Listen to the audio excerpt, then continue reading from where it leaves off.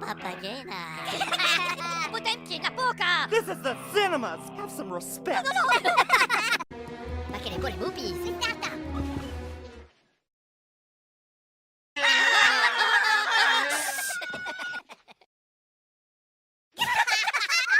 Hush! Tomato!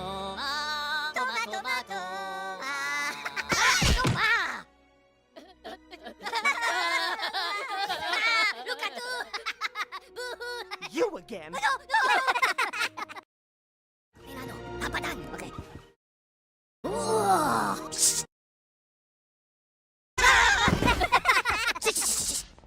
Wow! Meow! Shish!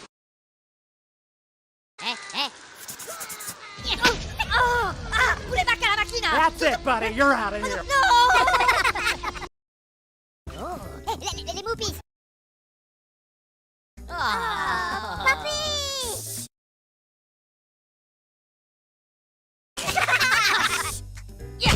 Stoppa! Macarena, shush!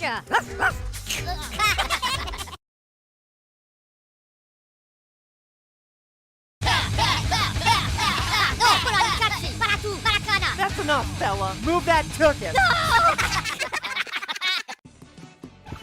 Les movies!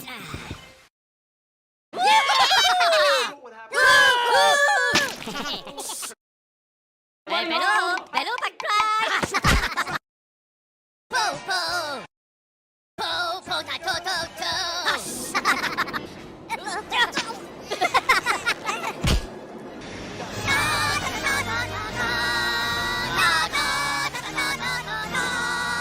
Macarena, la pune... Oh, well, if it isn't Mr. Peanut again. Out you go!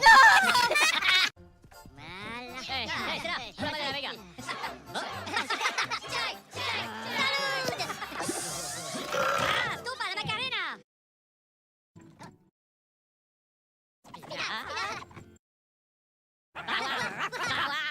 Puja la Punjabi!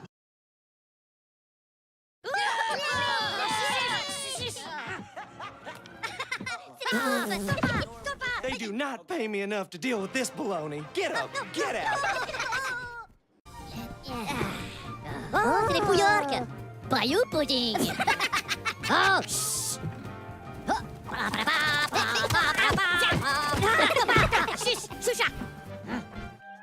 Sniffa, les potes! Sniff, chat! Stoppa la Macarena! Bow! Okay! Well, if it isn't Mr. Talks Too Much.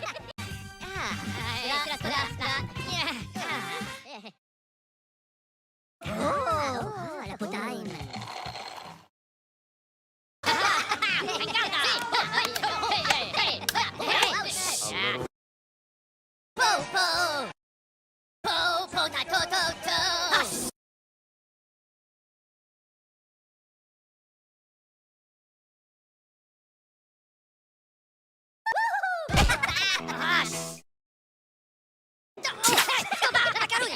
Hello! No, tocca tu!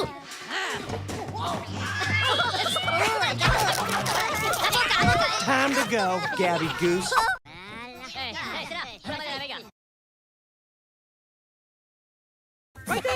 Everyone in the city gets a shot at being scarred live on my stage.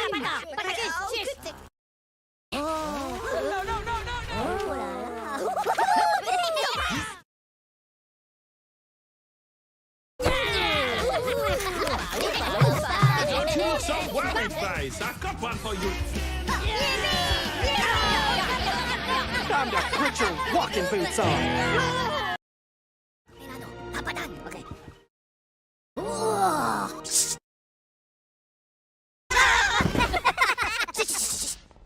Wow!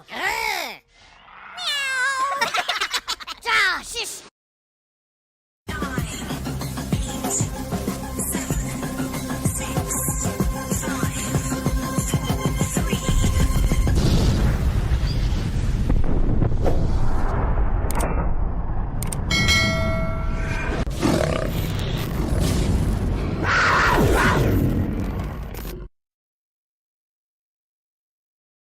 Well, good evening and welcome to another Scale Model Ninja.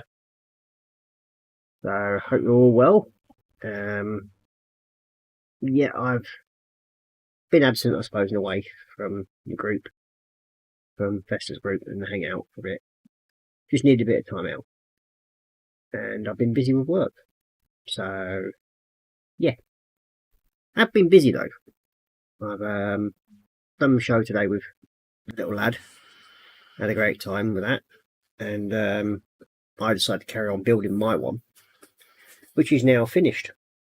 Much to the surprise of Roran, he's quite happy with it. And that's the A10 Warthog. All done. All finished. So I'll get some pictures of it up. Does have a couple of little minor problems with it, like especially with the top section when you put that on. So I've had to glue that into place. And I've had to add some nose weight to it, just behind the cockpit. So yeah, it was a fun little build. I enjoyed it. And best part is, it's got a little gun that comes with it. So 3 little dudes and a little flat gun. But another good thing as well, it does have, Lynn, a little pilot. So it does have a pilot on him. There it is, open up. See that little pilot dude. So yeah, if you do get one, Lynn, would recommend it. Great little kit to do. And yeah, I've enjoyed doing it. So it looks fun. Tonight we're going to carry on with the F111 that I've been doing. I've just drawn all the camo pattern on it, so it's all now ready for camo pattern. So that's what I've been working on. You can just see the outline, the pencil markings that I've drawn for the camo and labelled up where it was. Now this kit is a Chinese knockoff kit, I think. It's a Zengdafu model. So it says on the instructions anyway. And yeah, it's not one of the best. It's fought me all the way, especially when it comes to lining stuff up and the wings. They don't stay connected to do the transversing of the wings and everything like that. So yeah, it's been a bit of a pain, to say the least. But it's getting there. One way or another, it will get finished. I've stalled on the Huey at the moment, so I've just not done anything else on it at the moment. But I will be carrying that on at some point. I've also been painting some of my little figures up. These are the Talon claws. So I've been doing a bit more on them. I've got the backpack for a second one sorted out. That's all ready to go on. His legs are all ready and finished. Just got to do the base and the on that, and then they can go together, and the body's got to be done and everything like that. But other than that, yeah. So I have been busy. Roran today was a bit upset when he found out that somebody had actually given him a thumbs down on his one. Poor little lad. But I've told him not to bother about it. It's just wasteful air for them people, because all they're doing is actually helping him out. So he was a bit better at the end of that, because he thought, oh well, somebody obviously didn't like his thing. Well, I told him basically it's not enough to do that. It's just somebody being ignorant, as far as I'm concerned. So yeah, it's a bit disgusting when you get people that are doing that for a 9-year-old kid who's trying to just have a bit of fun with a Lego. But hey ho, we all know, I think, it's who's actually done it and why. But let them crack on. And that's the last time I'm going to even mention it anymore. So yeah, just wanted to explain that to you. So we'll go into chat and we'll see who's about. So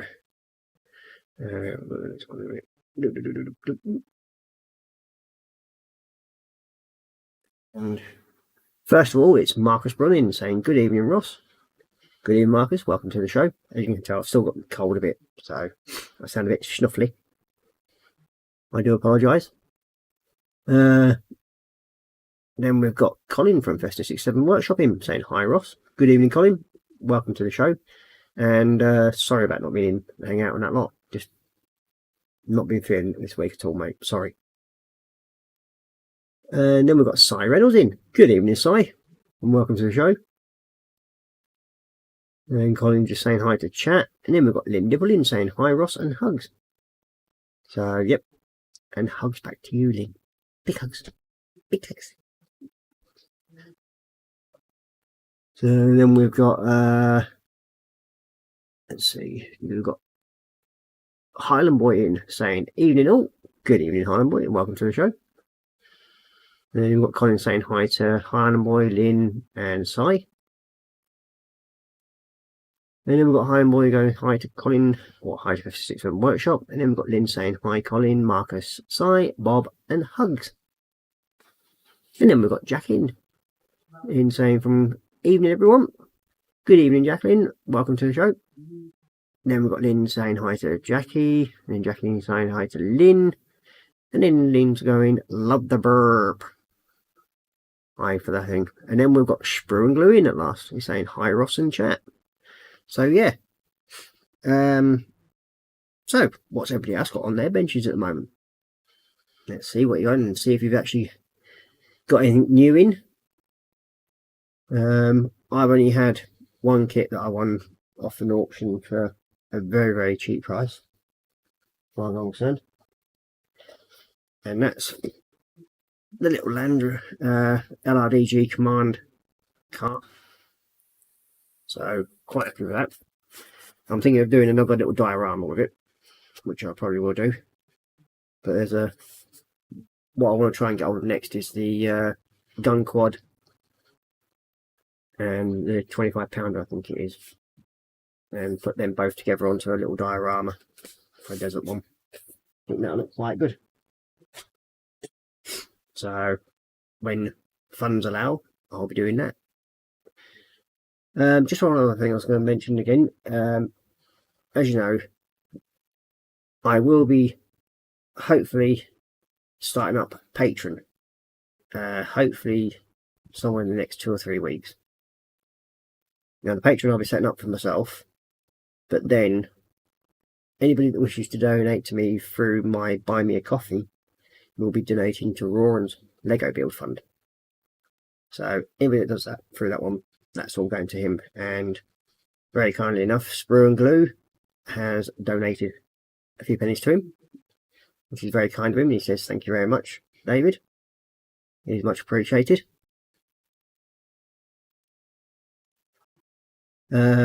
Got Sprue and Glue saying hi to Jackie and Kevin, and Jackie saying hi to David, and then Lynn saying hi Dave, hugs, and then Sprue and Glue saying Ross just posted new video, sorry I was late in.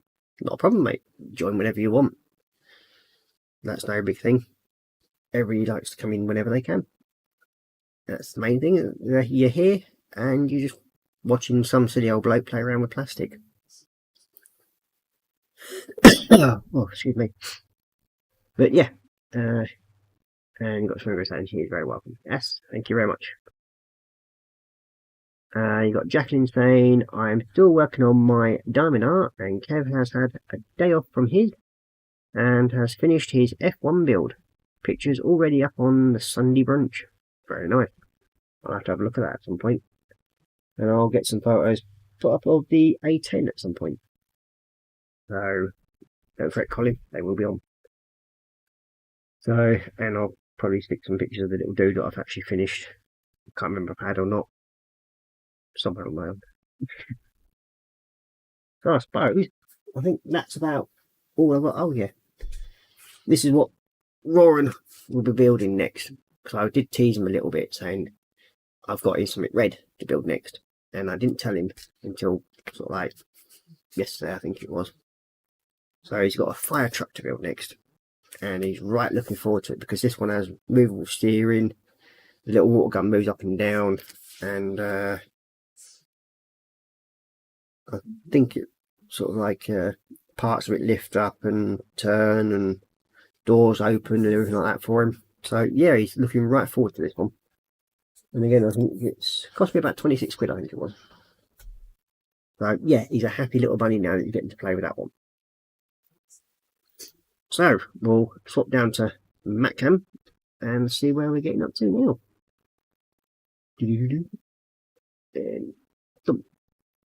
And there we go. As you can see, the bench is in a bit of a mess, but hey ho. But I think, I don't know if you, there you go. You can actually see where I've marked out the camo pattern a bit more there.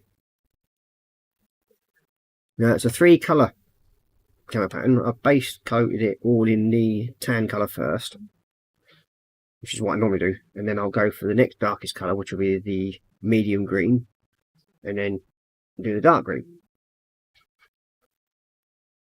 So that's what we're doing for that. And I've got all the black to do underneath and the nose coat.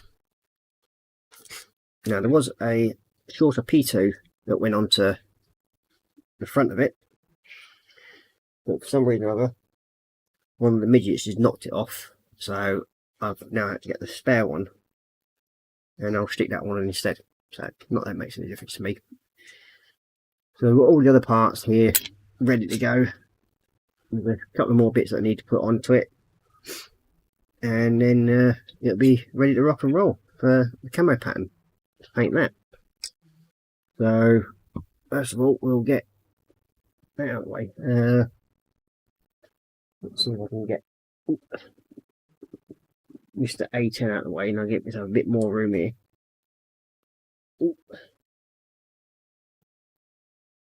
It's begun. And Mr. Robot. You can see the youngest one's been in here and he's been playing with his little robot, so that's somehow turned up onto Dad's desk. But yeah, Roran had a lot of fun. He's completed. Oops. Oh, God. And Dad's pulling it apart. Alright, get on there. See, what's that one? I'll get told off if I keep destroying the damn thing. But yeah, he's had fun building his little truck. So he got his little knocked off again. I might actually glue these parts on like I've done with my one. So yeah, he's had fun building his Gaz 555 ambulance truck. So he's done a nice little job on that. So he's a happy little bunny. And we have found a spare door catch thing, so you should be able to put that on there quite happily. And what they were saying, I have a Thunderbird on my bench. Nice. Which one is it? 1, 2, 3, 4, 5.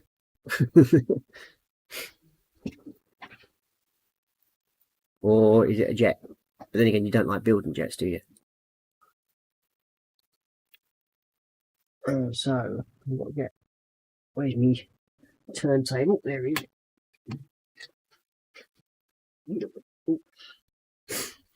So yeah. So at the moment I'm just trying to get these two drop tanks sorted out before I started the show today.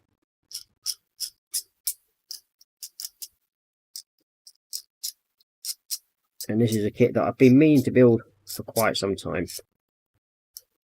And to say it's been a bit of a challenge is an understatement. I wouldn't exactly guarantee anybody else would like it.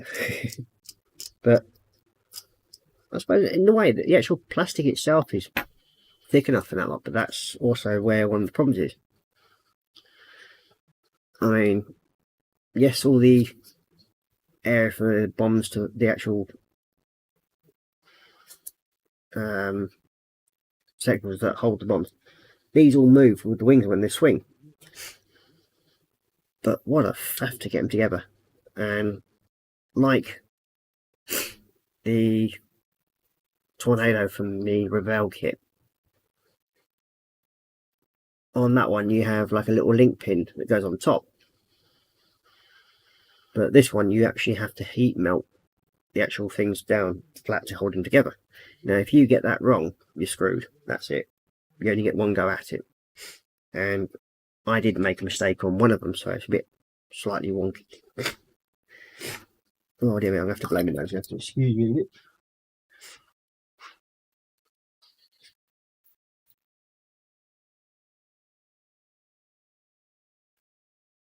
Turn the mic off, otherwise you'll get...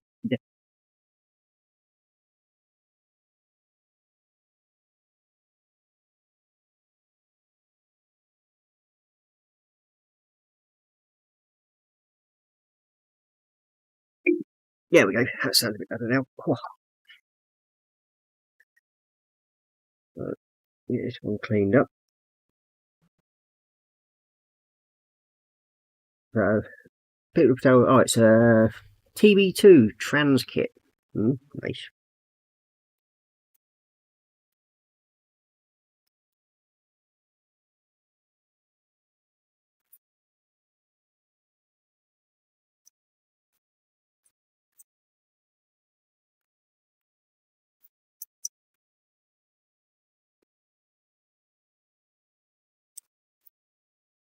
But I must admit, there is quite a bit of flash on this kit as well, which I sort of expected.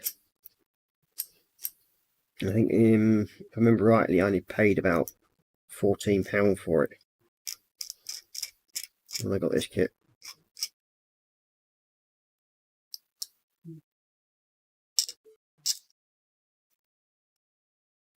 Which I think, in hindsight, was a good job I only paid 14 quid for it.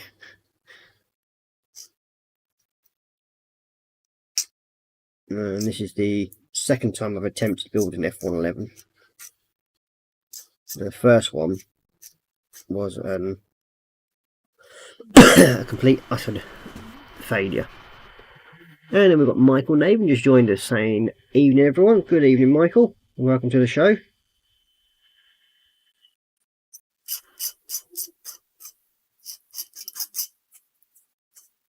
Tonight, the wife has actually cooked me a lovely meal, which was spicy potato wedges and barbecue spare ribs. So we had a complete rack, about yay long. She just lopped it in half. We had half each. Nice dinner. Well, it went down the old very quick anyway. Whether I might have a snack later again, I don't know. We've also got Joel Grittin saying, evening Ross, I'm a bit late, hello, all in chat. Well, you're not that bad. You've been later before, mate, so we'll let you off again this time.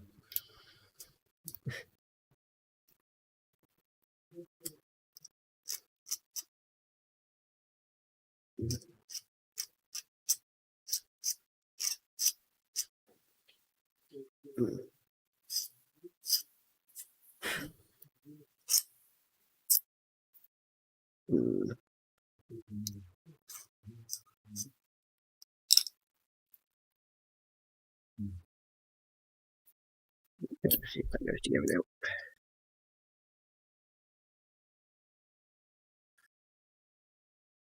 Right, side line, just a little bit, just a bit there and there. My nose.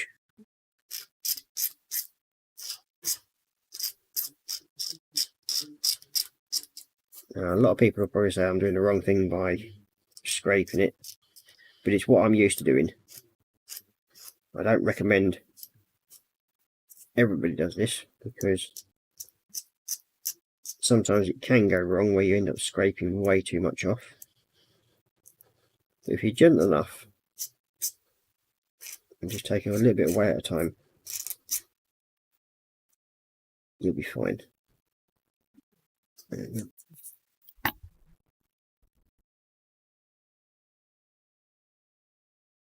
And there we go.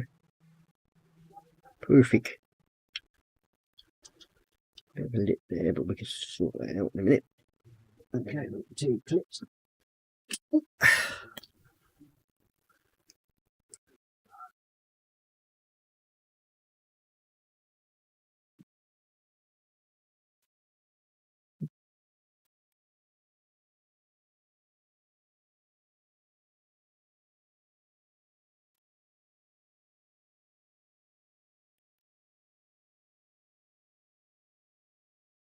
There's another little thing about these clips.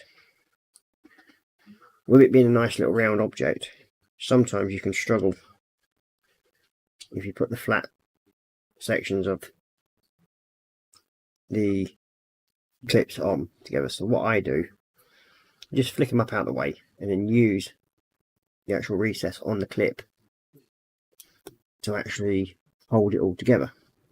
So then you're using that natural curve in there to hold it, so it sits quite happily and hold it together. Just bring that camera a little bit. There we go. I'm just trying. I forgot to actually set the cameras up properly so everybody can see. Let's see. Then we've got Dorkosaurus in, saying hi Ross and everybody in Chatland. I've been working on the motorcycle. Now my back hurts and we don't have anything out for dinner. Oh dear. And then you got Joel saying I was better on Tuesday but still aiming to be on time one day. You'll get there, lad. One way or another, you'll get there. We've got Lynn saying hi to Dorka and hugs, and Jacqueline saying hi to Dorkosaurus. Sprue saying hi to Dorka. You got Dorkosaurus saying hi to Lynn. It was so good to see you this morning. Hope you've had a good day. And Sprue saying hi to Michael. And Lynn saying, been great, William. How was lunch? And Dorkosaurus saying hi to Sprue. It was something to eat, nothing special from Dorkosaurus. And then we've got Michael over saying hi to Sprue and Glue. And Dorkosaurus saying hi to Jacqueline. So that keeps the old Chatland up to date. Okay, so there's wheels on this thing. They're not exactly the best in the world. They're fairly basic. I mean, they've got no real wheel frame to them or anything like that. They've got a central piece, and that's about it. So yeah, they are fairly basic as tyres go.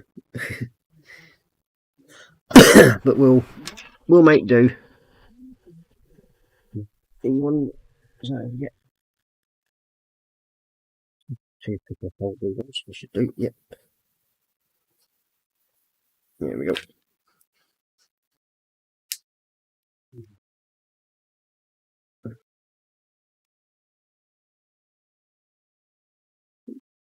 One off.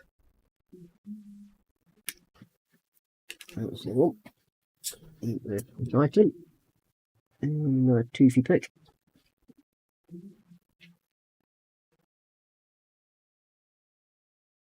Ow. Try not to spike myself at the same process. Not usually a good idea. So that's them. So now we need the aluminium. Wait. So I had fun also with these things, the actual engine intake areas. Now,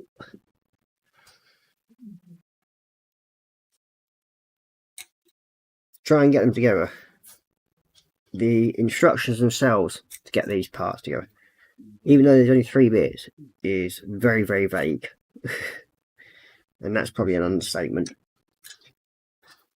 But managed to get them there, and they're now sorted out. Well, once I've actually done the main part of the camo, I will attach these to the body. So, but yeah, it's I've left them off so I can actually paint inside the air takes and everything, intakes and everything like that. So it just makes life a little bit easier. Same as the engine pots, left them off.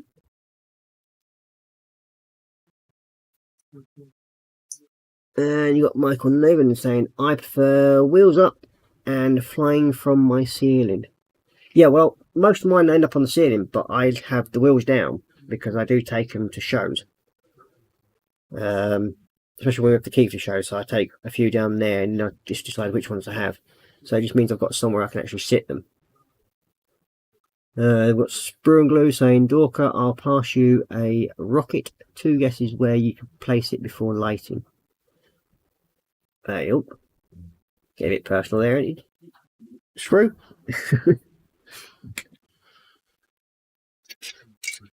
So, yeah, we get them painted up and part of the thing. And then we've got Mark Sheller just joining us saying, hi Ross and chat. Good evening, Mark, and welcome to the show. Hopefully next Saturday we may have another guest with me. I will contact that person and then hopefully get them on. And then we've got John Nakowski just joined us. He's saying, hey Ross, how are you? Full of cold. Other than that, not too bad. Then we've got Jacqueline saying hi to Mark. So, where was it? Aluminium, that's what I wanted, which is there.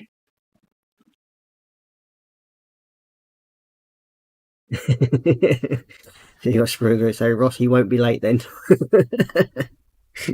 Oh, no need to pick on the poor lad, honestly.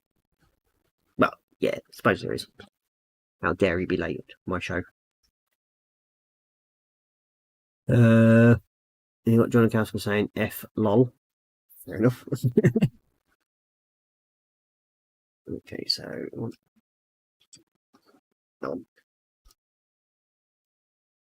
Okay. Ooh, yep.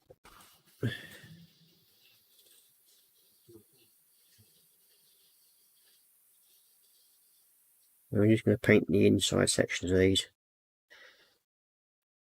And then I'm going to be using black grey for the tyre.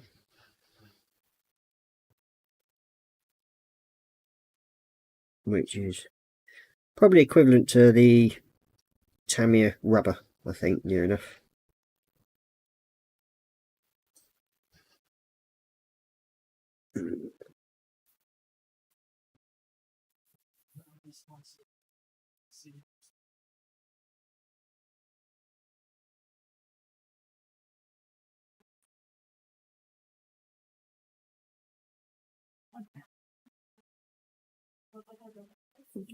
Done.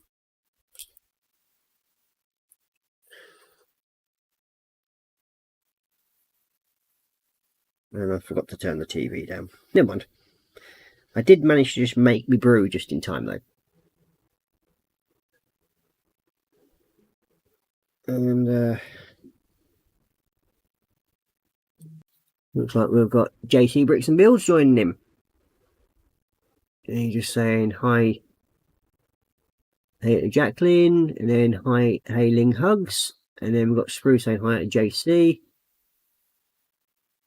and then you got John saying I hope you feel better soon. Yep, it's been one of these colds and sniffles that have been with me now for over a month. It's just been annoying more than anything. It started off, well, actually, it's been I've had it for about 3 months now, I think, altogether. But it sort of like went to my chest, started off as a normal cold, went to my chest, and gave me a chest infection for 3 weeks. And then it's gone back to being another cold.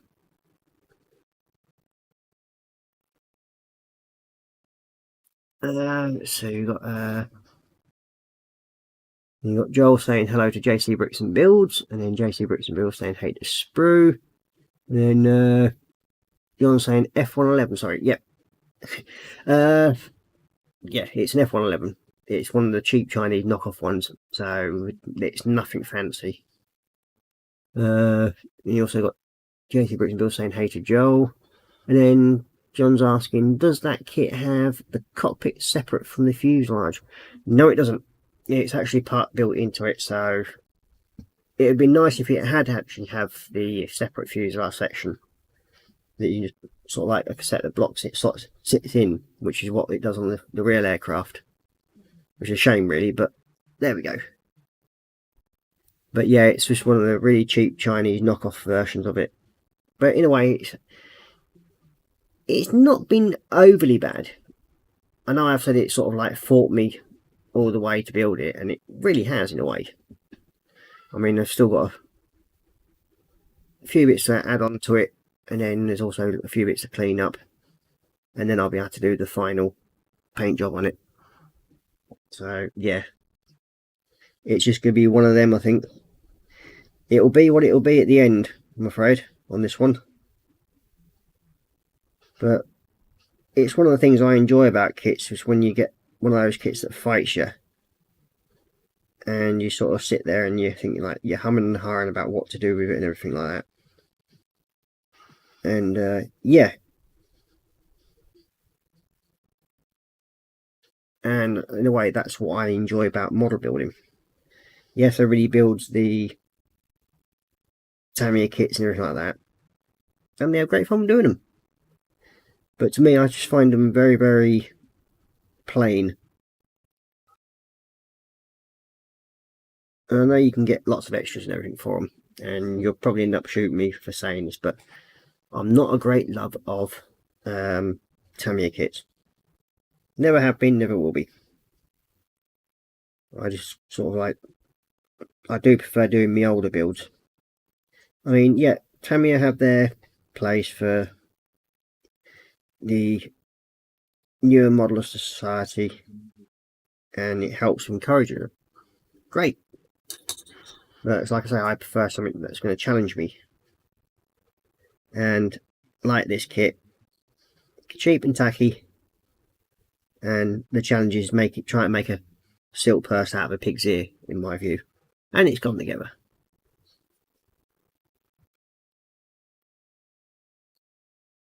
There we go, that's the inner section of them done.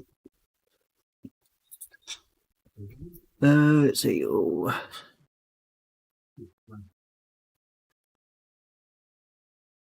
We've got Joel saying, so who's a special guest next week? Or is it a surprise, or can I guess? You can guess as much as you want, but that person doesn't even know they're going to be asked yet. I haven't actually asked them yet, so I will get round to doing it at some point.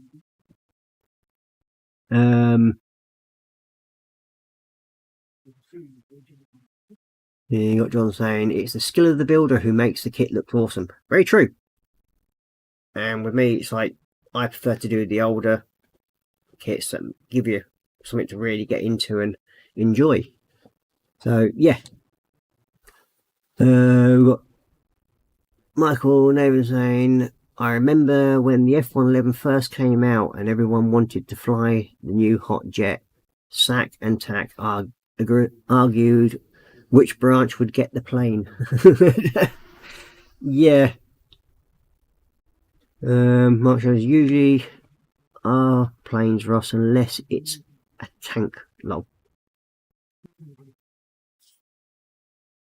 Yeah, I mean, the last tank I did, that was the Tamiya one, and that's the Churchill that I turned into a little diorama, because I mean, if Panzer was in, he'd tell you that he was I was sitting and hanging out with him after I'd done, I think it was David's show, or the day after, and I hadn't touched it from David's show, and then I thought, well, okay, I might as well carry on with it like I normally do. And by the time we'd finished chatting, by the end of the evening, the tank was built and painted.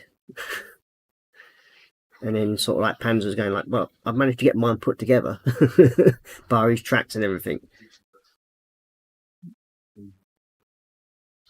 Yeah, it was a good bit of fun. And then we've got Michael Nova saying, cheap kits just need more love. Yeah, more love and more swearing. You got John saying, I like the Armour Hobby kits better than the Tamiya kits. Yes, I mean, they are cheap and cheerful little kits, but they are stunning little kits. I mean, I've got a couple of them in the stash still. And yeah, I totally agree with you. I think they have surpassed the abilities of Tamiya. Very much so, in my view. I mean, I don't know if I can actually see one from here. Oh, there is one. Hang on a second, I'll just grab one. Oh.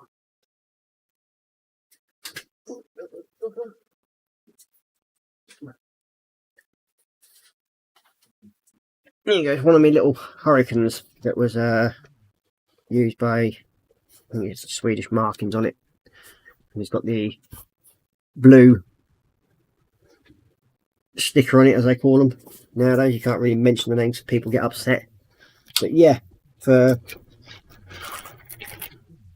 the sprues and everything on them, and the detail in these kits are absolutely stunning. Now this one's the limited edition one, and it's of the Hurricane Mark 1 Eastern Front, it's called. Now I did have the Expert one as well, which was another Hurricane. I think it was a Night Fighter one. Now, for detail on these things and the options you get with them, there's like all the rib markings on the tail there. Absolutely stunning. You like 3 different nose cones. You got a little cockpit seat, tail wheel, and the detail you get for the tail wheel, you get even the sort of like little leader valve and everything like that on it, and then brakes. And then, unlike some kits where the wheels are just round, these have actually got the indents where as if it's sitting on the ground, so it does come pretty good. And then you've got like 2 different canopy options, one to have it open and one to have it closed. And I said it's just clear, crisp detail. And oh, that's a strange one. It's actually got a little bit of flash on it. Or is that? No. Yeah, it's just a tiny little bit of flash on it. First time I've actually seen that on Arm Hobby. But this one does have, or came with it, a set of resin wheels. But I prefer the look of the other ones, to be honest with you, because they've actually got the indents where they're sitting on the ground. So I'll probably end up using them. And even your decal markings and everything, you've got a 2-stage markings for the cockpit there, panel. Then you've got all the other markings and everything like that. They're crisp and clear, and they're very easy to work with. So yeah. And then the instructions, I mean, what more can you ask for? Such stunning looking little instructions and everything. And it's all in colour, the different markings you can get on it, and different layout. I think it's Finnish Air Force actually, this one. It's got the blue sticker on it. But I mean, the detail when it comes to actually the layout of actually building and everything like that, I mean, how much better can you get than that? Clearly marked out, everything's being pointed to where it's got to go.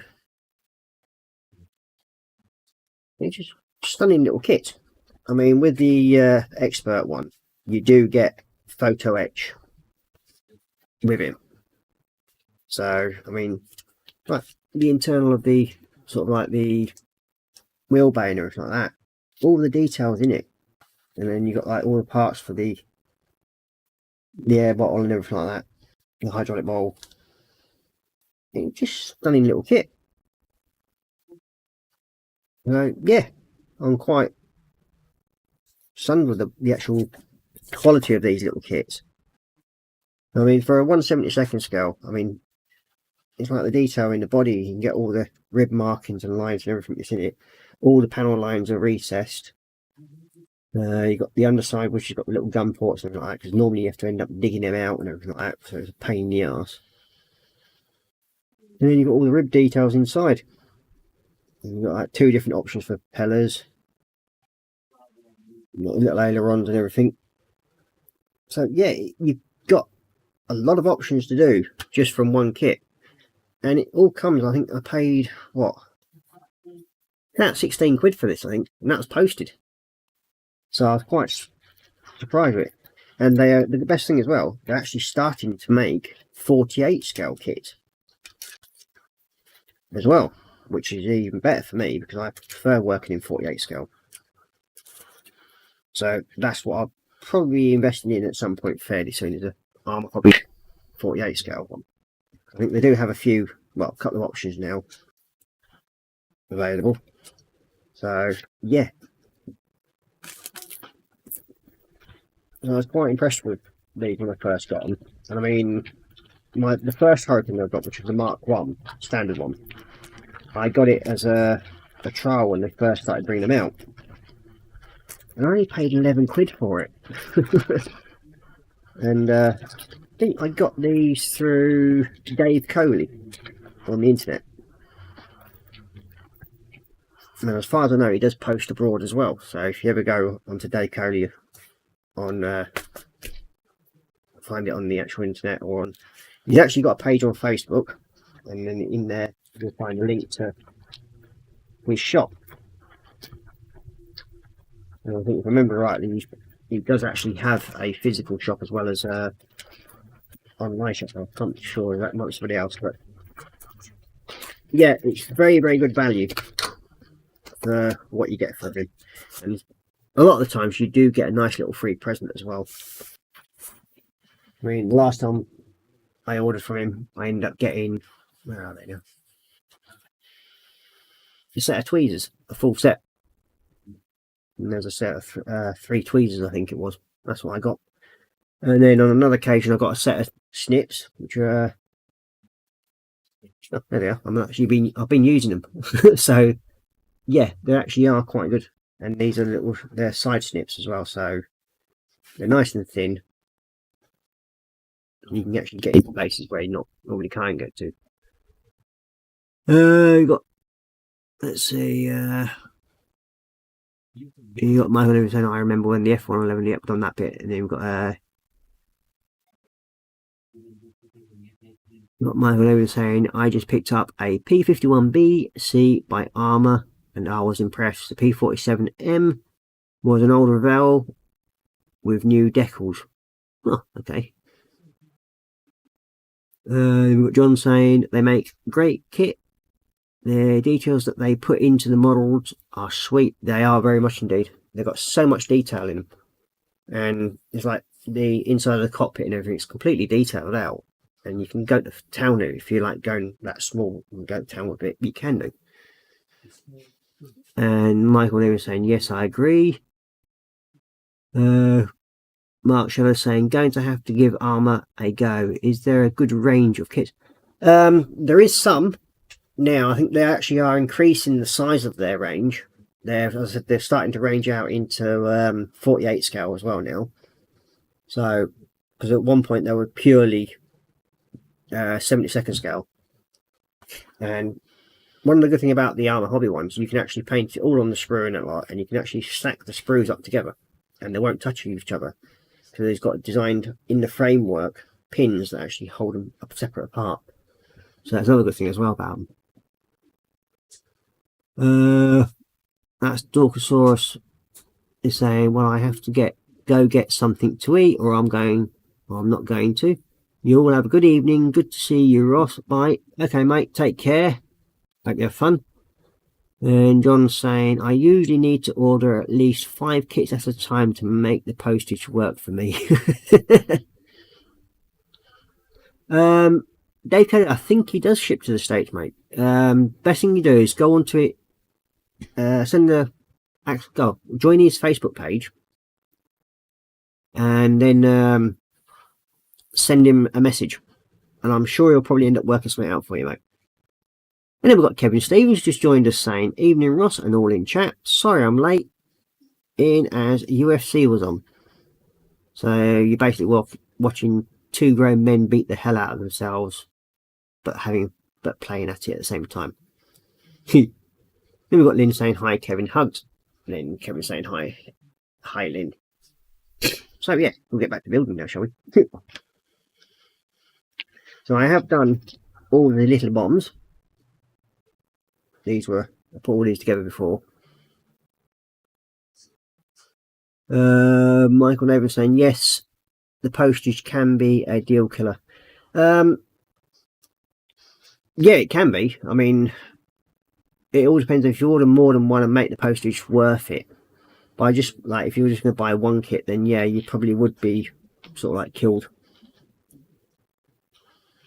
on the postage. But see what he says. I mean, I'm sure he can do something for you, and there is a way for you. I mean, they're not that heavy, the kits, so yeah, you should be okay, I would have thought. Spurungu saying my stalker has left the usual thumb on my video. Oh, you got one as well, have you? Oh, I'll definitely have one of them. You got Colin saying hi to David Spurungu. And then you got John saying thank you. So yeah, we can get back to painting something else now. Now we need the little crocodile pips. I've got a load of them in the drawer, haven't I? Somewhere. Where are you? There we are.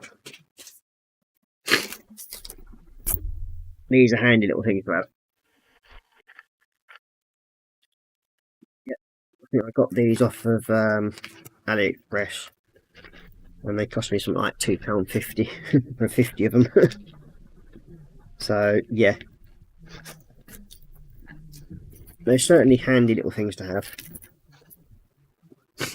I think it was Spurungu who put me onto these. Over £2.50 or £3.50 I think I paid for them all. And you got Kevin saying hi to Colin, and then Colin saying hi to Kevin. And you got Spurungu saying hi Colin, sorry can't make your stream tomorrow bud. Real life stuff. Oh sorry to do that. David, I hope everything goes well for you.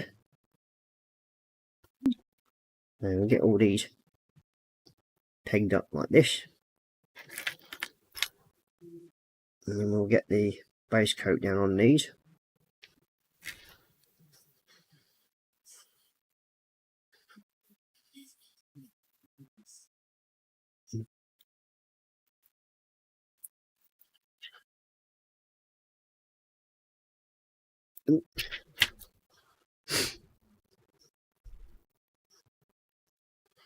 What are what? These little things, little crocodile clips.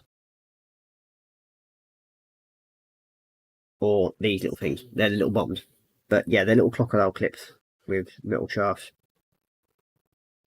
that bend. But they come in handy. Especially when you're sort of like wanting to paint things and you can't put them flat down or something. So when you got one of them and then you got the little turntable of goodness. And that's what I use them for.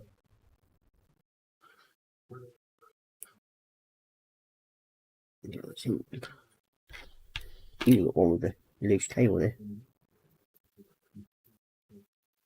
There we go, it's back in place.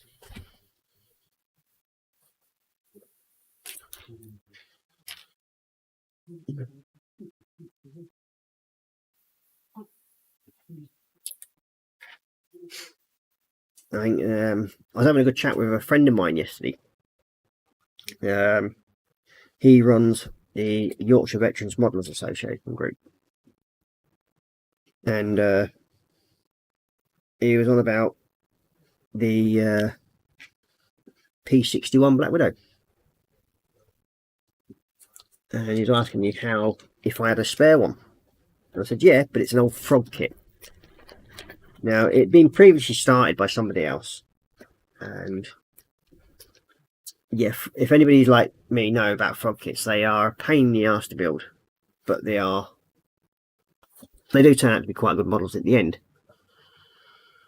We've got Jacqueline saying hi to Colin. You've got Michael there saying yes.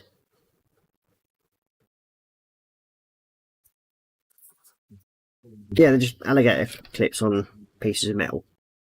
So that's all they are, mate. And they're handy little things to have. You get them, as I said, from AliExpress. I think I got mine from. I think David know more because he actually put me onto them. On that one, Spurungu.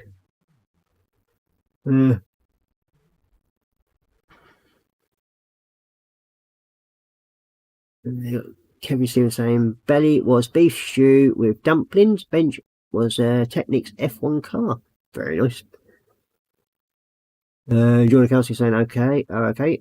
Joel Grit said, would you build the new hobby models 132 Lancaster Bomber Mark 1-2? From what I've seen of the kit, I would love to build one, but there's no way in heaven I could afford one. That's one thing. Not at 600 and some odd quid. I mean, yeah, it looks a lovely kit for, I mean, Nigel's modelling bench, he's just received his one. And yeah, it looks a very, very nice model. And with all the different options in it, again, you get lots and lots of plastic in it. And you've got like the 2 different variants of the engines for them. So yeah, it would be very, very nice to border models on. Johnny Castellan, very cool. And then Michael Naven saying the border models, Lancaster is the kit of kits. It certainly is at the moment. It's going to take a lot to beat that one. But then again, it's also the price on it as well. It's going to take a lot to beat it. Yeah, if you watch the Nigel's modelling bench, Joel, you'll see that the box isn't actually big enough. They've cut it short for some strange reason. Don't know why, but there we go.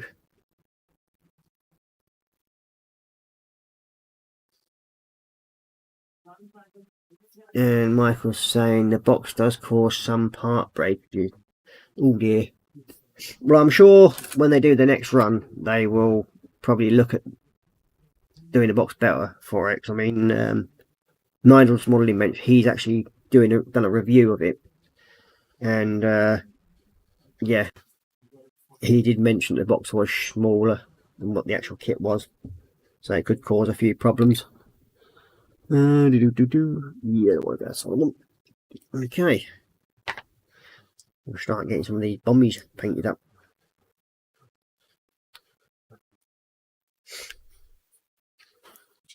Okay, we need the other.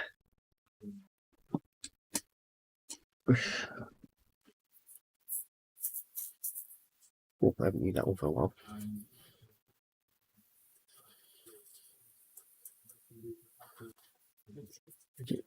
Wait, actually.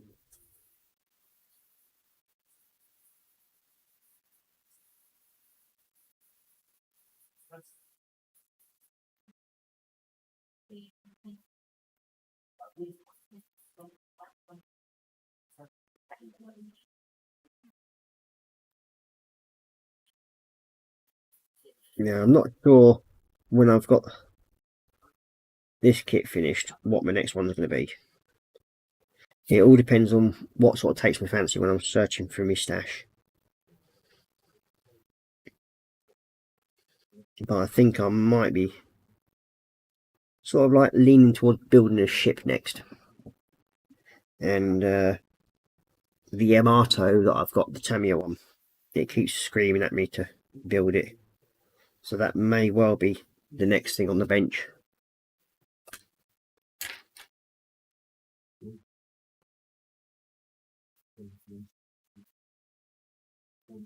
So we'll see. But again, there's also the Lancaster that I've got, the 48 scale one. I've got one of them to, well, I've got 2 48 scale Lancasters. The Dambuster version, or Tallboy, one that does Dambuster and Tallboy specials. And I've got a standard version of the Lancaster. So I might actually build one of them because I've been meaning to for quite some time, and as I've got them both in the stash, I might as well have a go at something.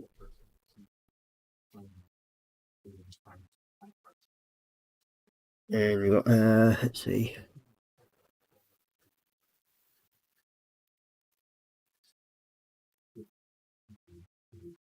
You got John Akowski saying $600 would be my model budget for the next 10 years. Lol. That's £600, so it'd probably be about $1,300, John. So yeah, probably about the next 20 years for you, mate.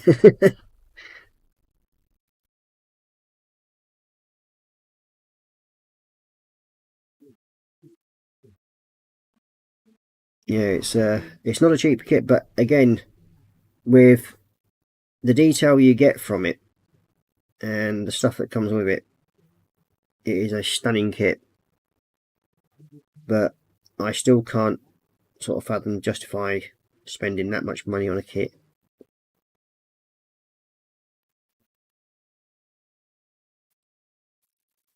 Plus, in my case, I mean, the missus is actually goes mad enough with the amount of models that are actually hung up on my ceiling at the moment. I think there's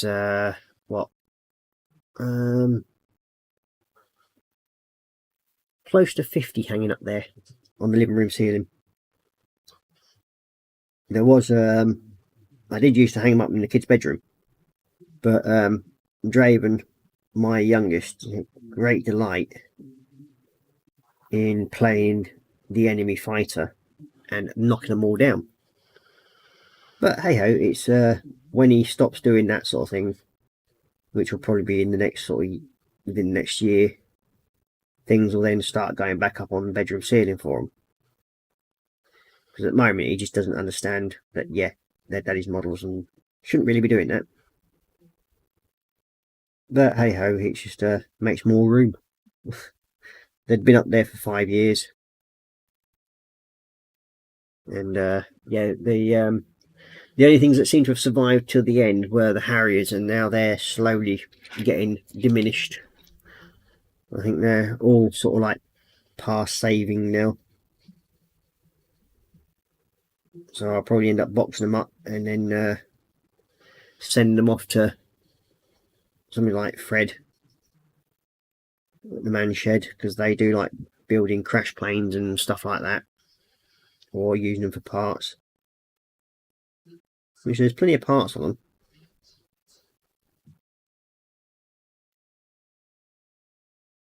I think the load, well, the last time I took a load down that were damaged, I boxed them all up and sent them to him. I think that was over 5. That's including all my spare parts that I had as well. And I think there's the box was about 5 kilogram in the end.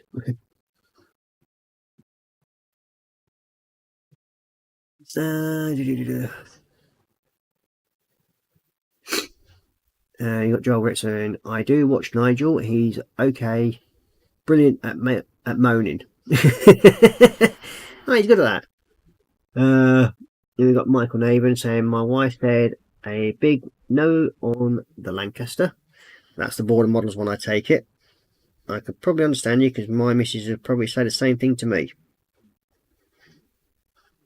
I mean, if I was wealthy enough to sort of like semi-retire from work and that lot, and we had enough money to pay for the kids' school and everything like that, then yeah, I'd probably get away with it, because I'd probably have a bigger house as well. I mean, with the 48 B50 F111, not F111, the SR71 and the B52 in 72nd scale, as well as the B29 that's in 48 scale, they take up a fair bit of room on the ceiling. So I can't see me getting away with putting sort of too much more up there. Let's see.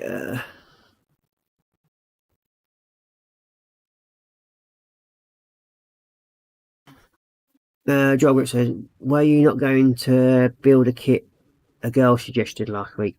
I am. I've got to wait until I can afford the correct decals that I want for it. Now, I've got the Airbus A319. It is around here somewhere. I did put it out ready. And I did search through the internet, and I found that the Hungarian Air Force use it as a transport plane. It's one of their sort of like top knob people to use. So I've been messing around on the internet, and I found a set of decals for it, and I'm waiting for them to come. So even though it's a civilian jet, I will be doing it as a military jet. I was playing with the idea of actually making it into an RAF one, but we don't actually use them, but it'd be like a what if. But yeah, it's I was quite surprised that the actual Hungarian Air Force do actually use them as a military transport jet. So yeah, that's what it'll be done as now. And that will get done probably over 1 weekend. They don't really take much to put together and paint. So I think the Hungarian Air Force is only like a dark sea grey. So yeah, that's what I'll be doing with that one. Let's see.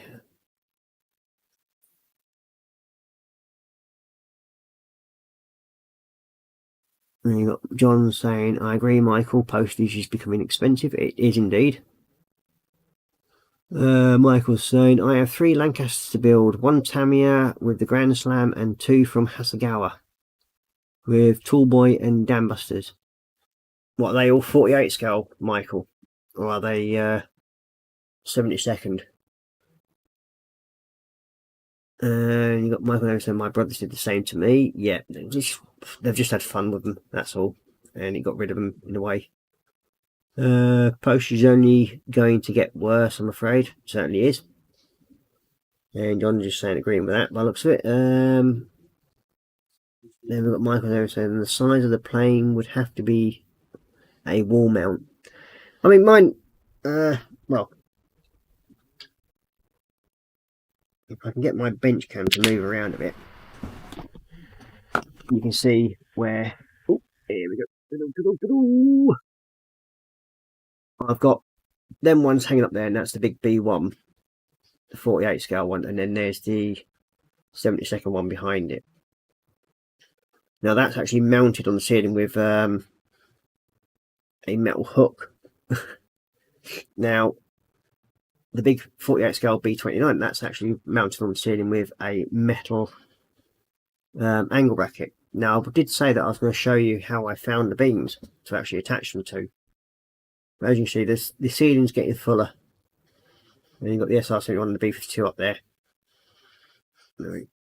So yeah, and it sort of like reaches further around the corner and everything like that. But yeah, it's I have found the beam finder, but I've left it at work, so I will bring it home at some point and I'll make a short video of it, so then you can actually look at it and I'll find out the proper name for it as well. I think it was you that asked about that. I think Joe, I can't remember now.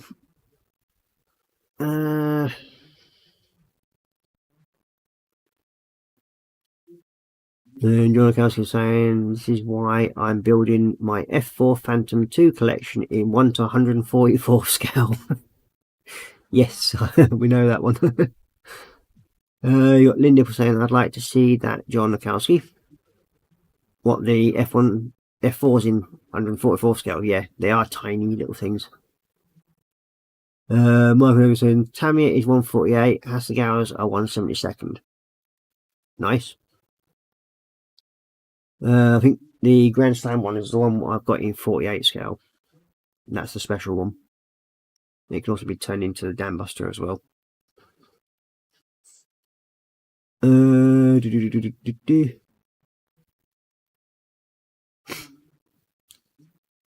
Michael's saying the 1:144 is a real space saver. It certainly is.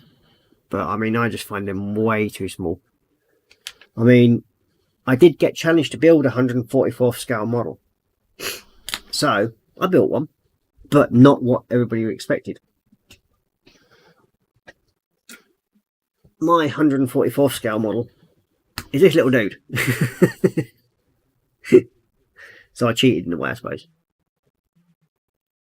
So yeah, that was, I think, John that sort of like said, yeah, I had to build a 144th scale model. So I found one. It's 144th scale. He just didn't specify what type of model it had to be. So I built a little Gundam. in 144th scale. So it was fun.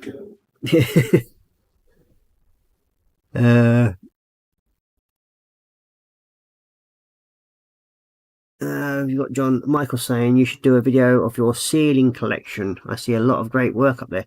Well, thank you very much. I mean, yeah, I mean, in one way or another, they've all been put up on the groups that are like Festive 67 group. They've all been on there at some point. But yeah, I can make a video of the different aircraft and a short one for you. So I mean, there's a little tiny little Defiant up there as well on top of the shelf. And a few other little bits here and there, and a couple of other bits of Lego stuff. Especially like the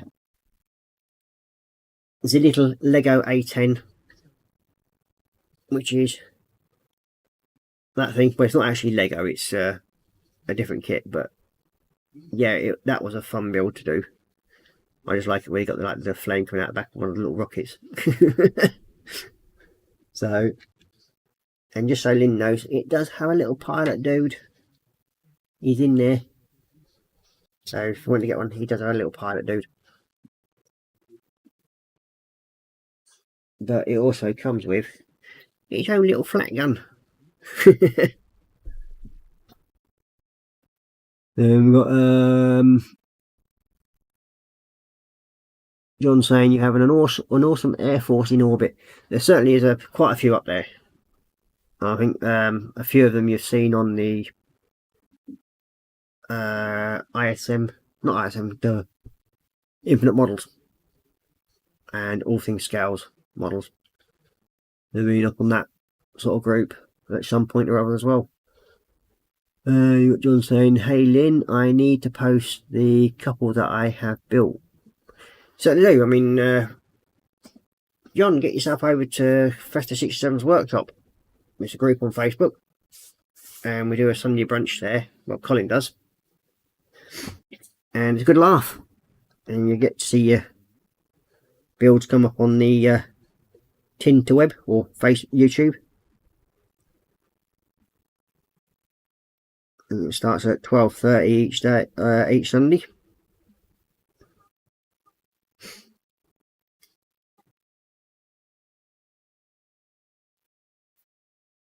And then John's laughing about something, and then he's also saying, I remember lol. Yep, you remember that you challenged me to do the 144th scale.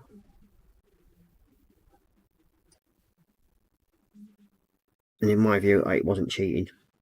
It's 144th scale, and that's what it was. And I think it only cost me about £7 for the kit. So that was the other factor. I have built 144th scale aircraft in the past when I was younger, when I had a lot better eyesight, in my view. It was needed that way.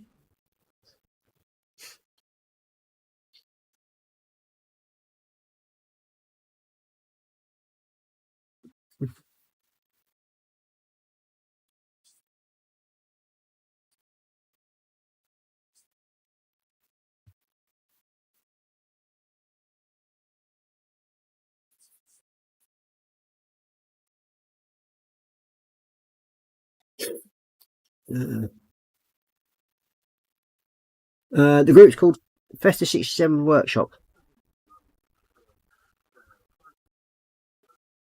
and there's a show tomorrow called the Sunday Brunch. It's on YouTube.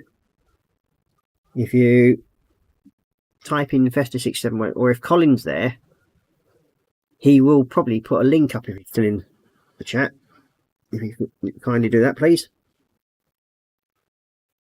And you can pimp his own little channel.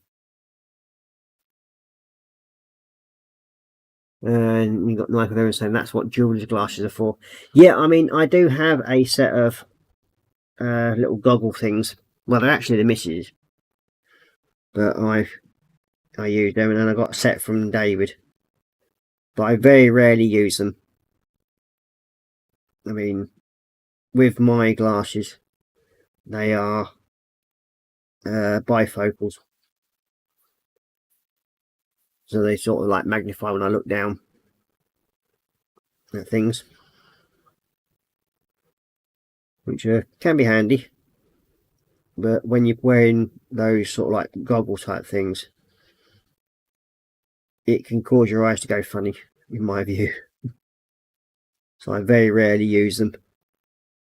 The only time I use them is if I know I've got some really fine detail that I've got to pick out on something, and then I will use them.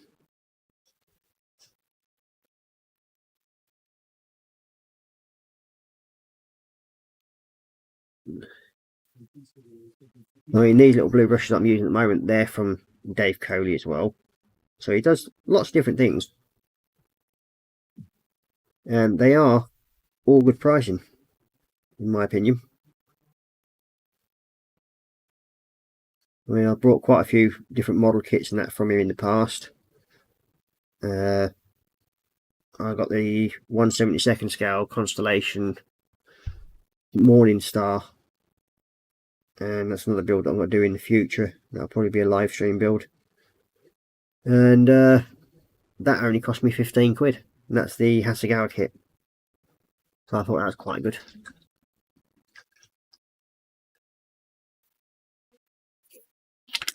I got Michael saying, I usually take my glasses off when I use the jewelers. Yeah, with me, if I do that, everything goes long and thin. And then it just makes my eyes go really, really skewy if I was to take my glasses off and try and look at things that way. Then you got John saying, I blame Vince for pulling me into Brow Scale.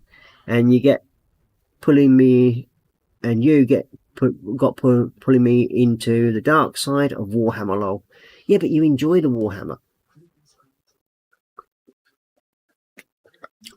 Yes, I take full responsibility of John entering the world of Warhammer. Because at Christmas we did a Santa thing, a Secret Santa type thing, and it was basically we exchanged gifts. And John sent me a gift, and I've got it underneath here somewhere, and it's one of the very soon to be done builds. And again, so I know it's a tank. It's just underneath here somewhere.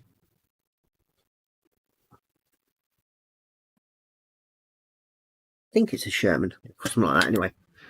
But yeah, where are you?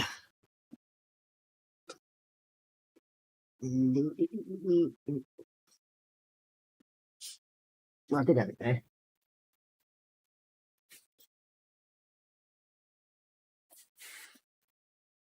Oh.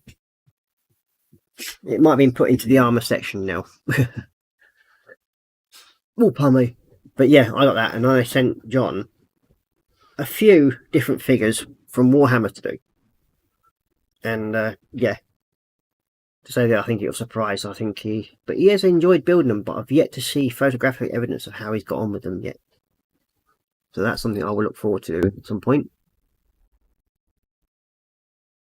And John saying, my goal tonight is to do more on the Space Marines. Oh.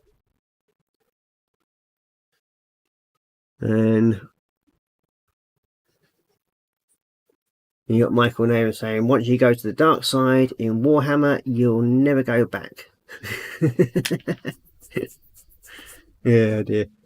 Hang on, it's going to look as though Gollum's around. So what I'll do is, oh, bring that off for a minute. Let's go get out that.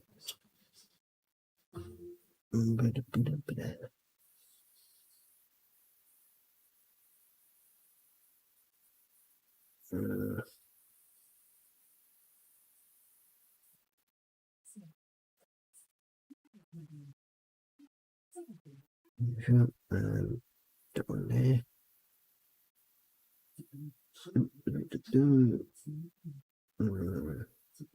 Yeah. Copy link.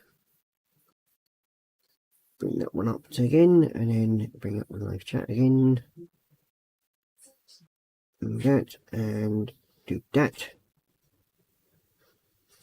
There you go. That's the link to the Festa 67 workshop. That's the YouTube link. But on that description, on his description, there is a link to the Facebook page. If you want to, that's where you can go to have a look at that.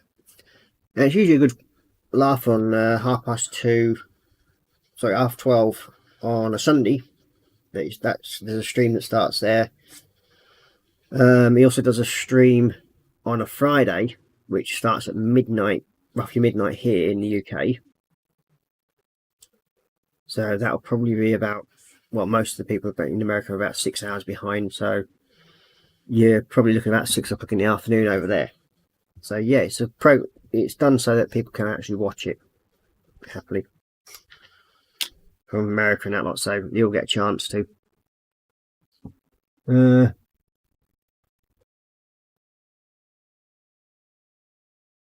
We've got let's see.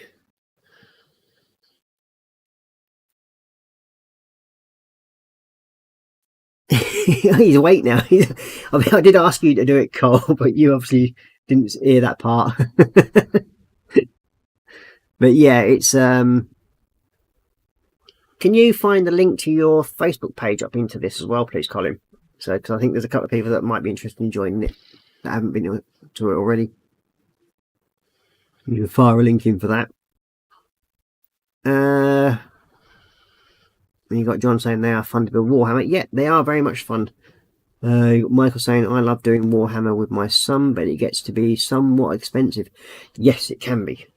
But there's also some groups on Facebook where you can go and you can get hold of some reasonably good stuff at very good prices.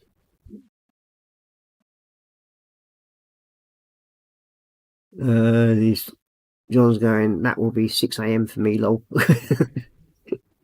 Yeah, well, get up in the morning, get a coffee down your neck, you'll be fine. Black coffee, no sugar, no cream. That'll wake you up. Put an extra spoon of coffee in. John's saying lots of detail on Warhammer models. There certainly is, and there certainly can be. I mean, some more than others. And you got John goes, thank you for sending the link. Yeah, welcome. Have fun. And then Collins just say, cheers, go on, Ninja. You're welcome, mate. And Johnny Kowski's saying that will be 6 AM for me, lol. Well, as I said, get plenty of coffee. Linda was saying 5 AM for me, John, but it's worth it. It certainly is, because Lynn comes and joins in on a Sunday as well. And we've got a few people that come in from America that join in on the group on the actual live stream that Colin does on a Sunday. I think there's Muse. Let's go on Muse. So she comes over and joins in. So yeah, it's all good fun and games. That's one thing. That one. What do I need next? It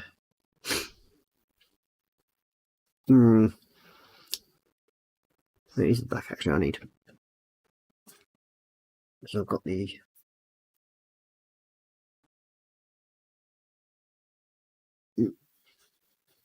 get a snot in it. I'll have to clean it out. 1 minute.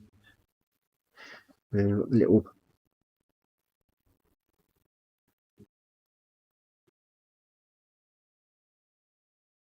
irons to do.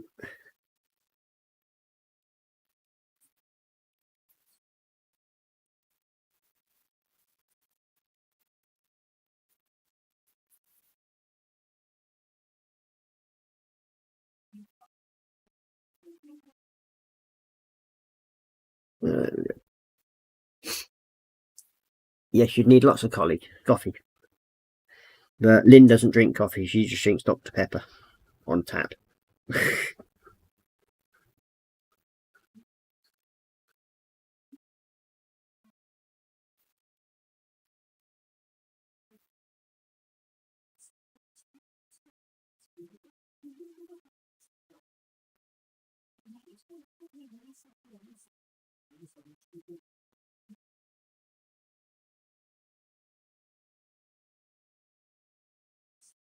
Oh dear me.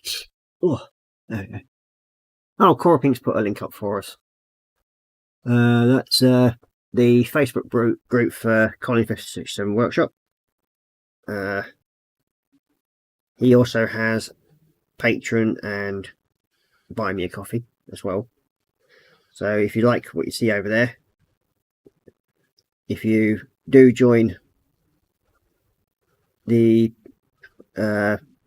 page on YouTube, you would then get access to the 24/7 Hangout, which is one of the groups I go into quite often, or normally do anyway. I've just taken some time off lately, but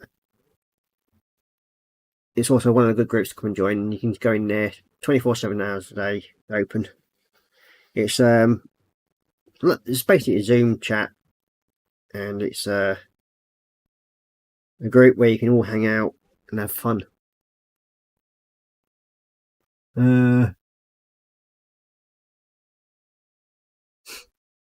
Got Michael Nevin saying, "Don't you get the shakes with that much coffee, John?"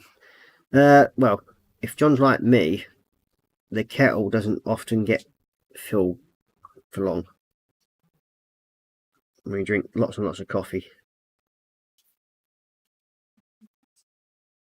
and the fact that he's a Marine, retired Marine, then they sort of basically just live on coffee.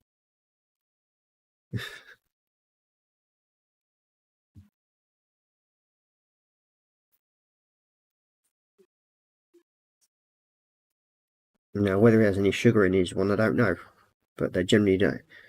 Black, no cream, and as strong as tar.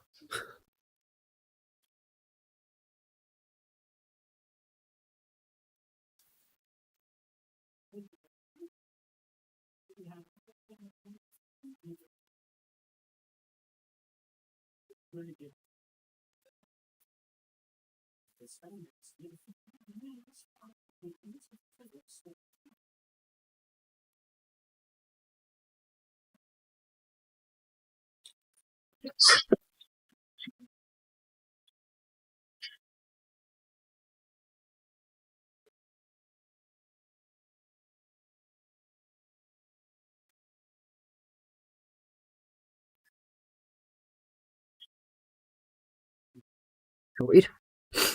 So yeah, black, no sugar. There we go. Usual Marine drink.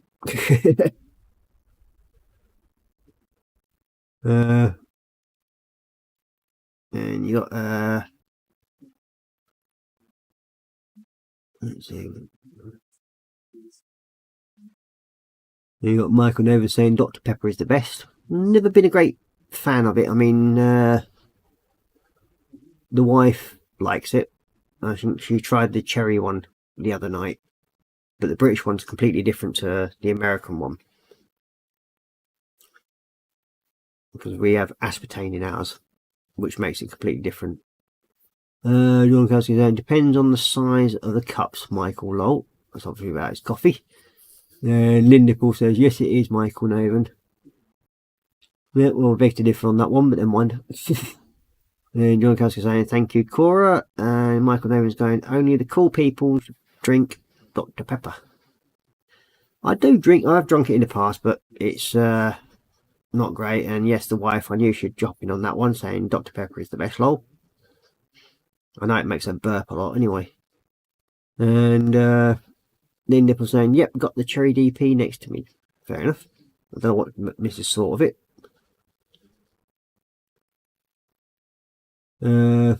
Michael Evans saying straight up. Johnny Cass saying black, no sugar, lol.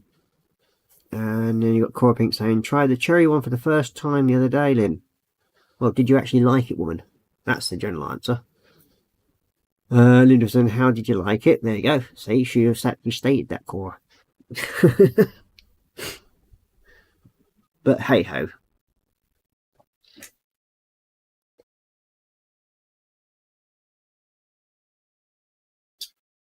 Now, I've got to find the tan colour because I've got to paint that.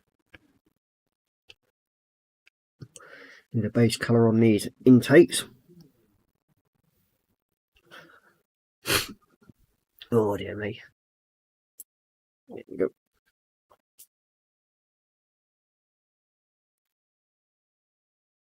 And as you notice, I always wet my brushes before I actually use them.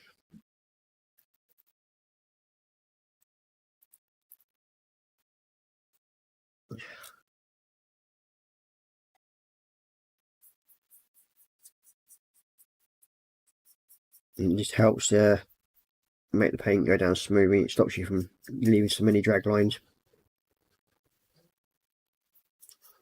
Because it stops it from building a crust around the brush.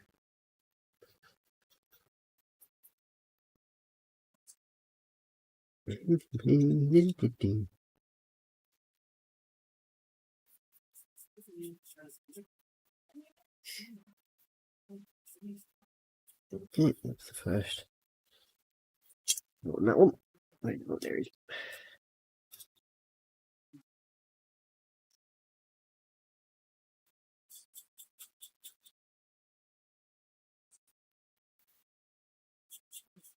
Should we go to this one?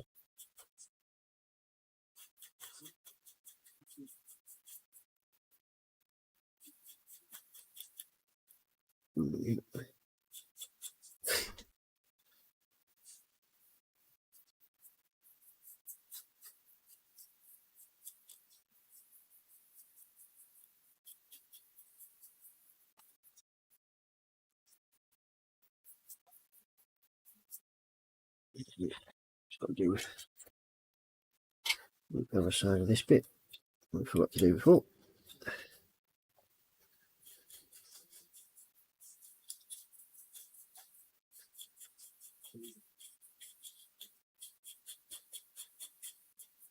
Yeah, that's them base coated.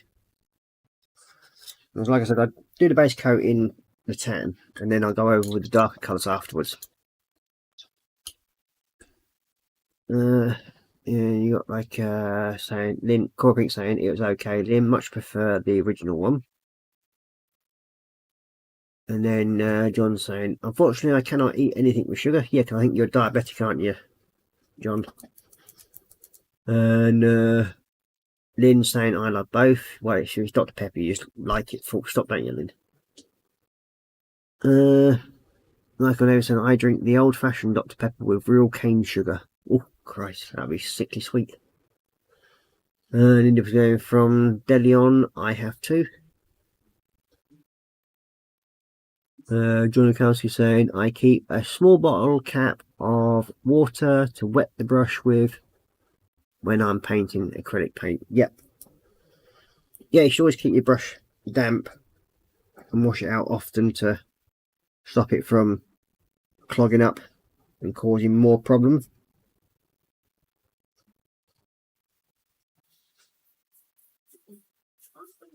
Now, the reason why I've not done the inside of the intakes, because they go a different colour.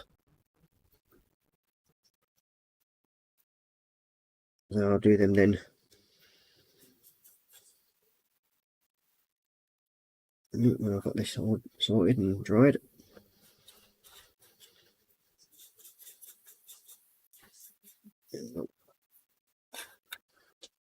Second coat now. Everything it.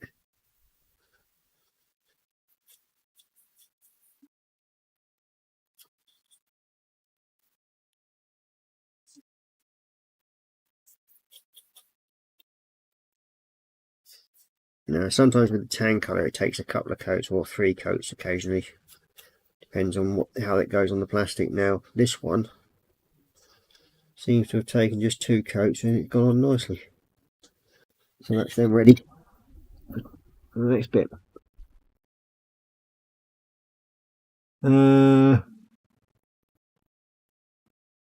You've got and then John saying, yep, I'm a diabetic. Yep. I think Colin as well. We've got Colin just saying, sorry to hear that, Sprue and Glue. Hope you're well. And then John saying, you taught me that, Ross. Well, it does actually give you a better finish. I mean, especially when you do brush painting, and gives you a nice smoother finish to it if your brush is wet. Because it stops it, as I said, the brush from clogging up. And it allows it to stay reasonably smooth. Make life a little bit easier. Now, for the funnels for the rear,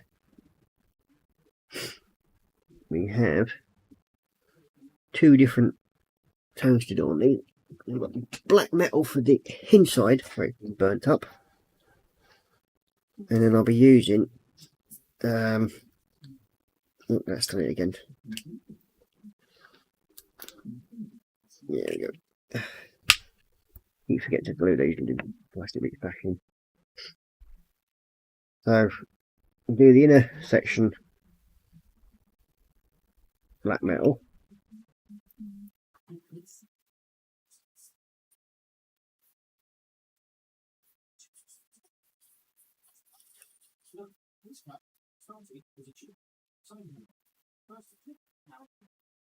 And then I'll do the outside with my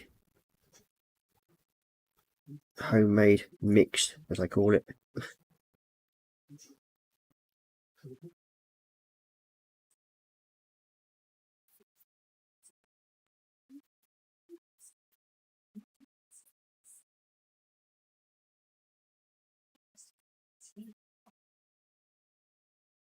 There we go. So one done. Now I've actually sort of like stumbled on this Mr. Hobby Aquas because where I normally get the paints from, he didn't have my usual black metallic that I usually get, which is the Vallejo one. And it's the Model Air Vallejo one that I normally use. And because he didn't have any of that, he sent me this one to try out. And yeah, I'm quite surprised with it, really. I mean, it brushes reasonably well for going on to the kit and that, so I've not had any complaints about that. So I've quite enjoyed using it. So yeah, it's not a bad one. The it's the Aqueous range from Mr. Hobby. I was quite impressed with it, really. But I still prefer me Vallejo one, so to speak. Let's see.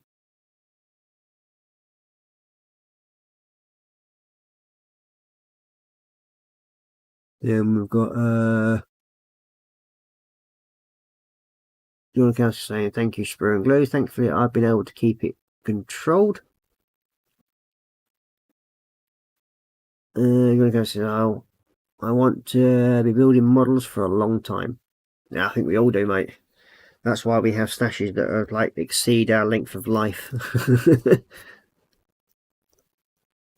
You got Michael saying modelling reduces stress and will keep you healthy, John. It certainly does. Until you get some really, really bad kit and then you start swearing and stressing over the damn things. I've done that a few times. Let's see. Oh, gone a bit over the time that I normally do, but we've still got quite a few people watching at the moment, so I might just carry on for a little bit longer.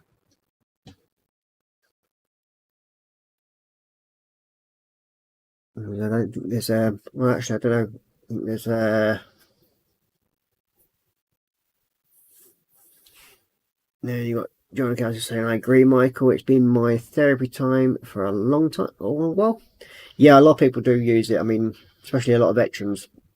And that's one of the reasons why I support one of the main groups that I do. It's what I do run an auction for as well. They have to buy model kits for veterans.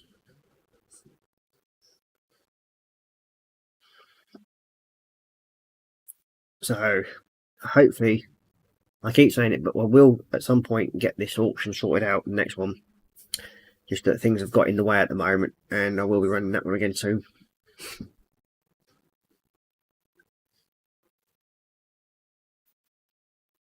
John's going, it may not improve my vocabulary sometimes, lol.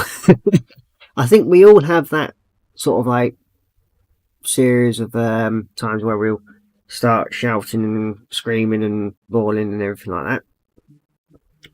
And we do sort of like let the odd F-bomb and that out occasionally. I know I do. On more than one occasion. Okay.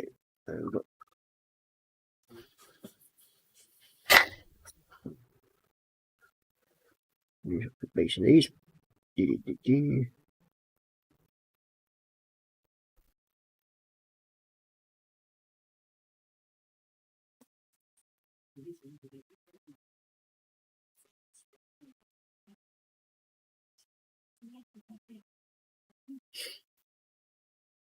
I should be able to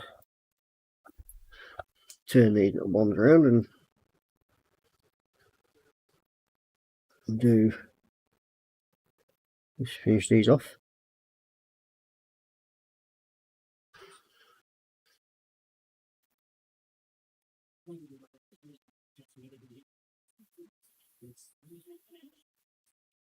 What we'll do is the yellow lines and everything on them later. I've got the markings for on there.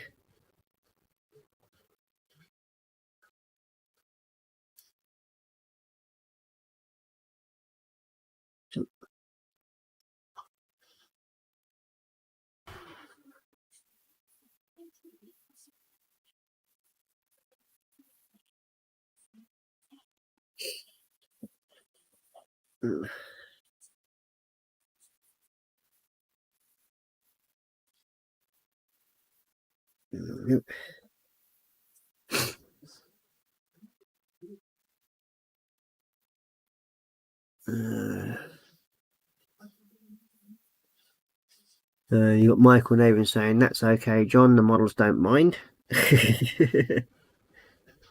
And then John's saying, please let me know if I can help with the auction. It's mainly we're looking for donations of model kits that we can put up on for auction.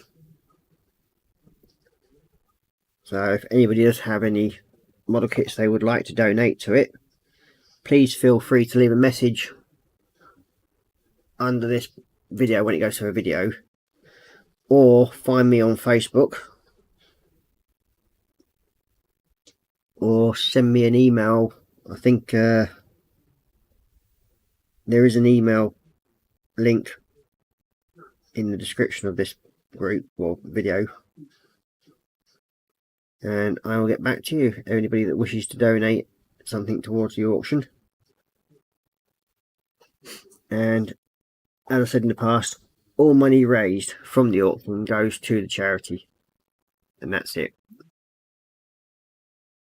I don't get to see any of it. It goes straight to them. The only thing we handle is the postage money.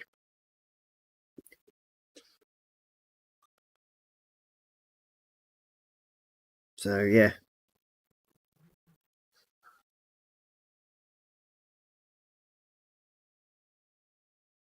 And then hopefully we can get an auction up and running fairly soon. We do have a few kits already in. I think the last auction raised, I think it's like 300 and some odd pound, and I think there was only something like 20 odd lots. So it did quite well. But again, any little bit that we can raise always helps out, because it goes to buying modelling supplies.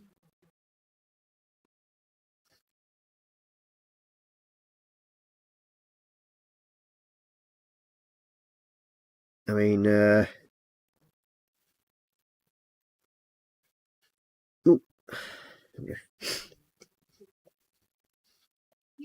it makes a difference for them, because I mean they then get a chance to do something and relax.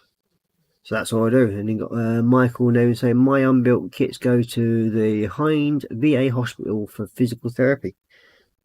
Good, great to hear.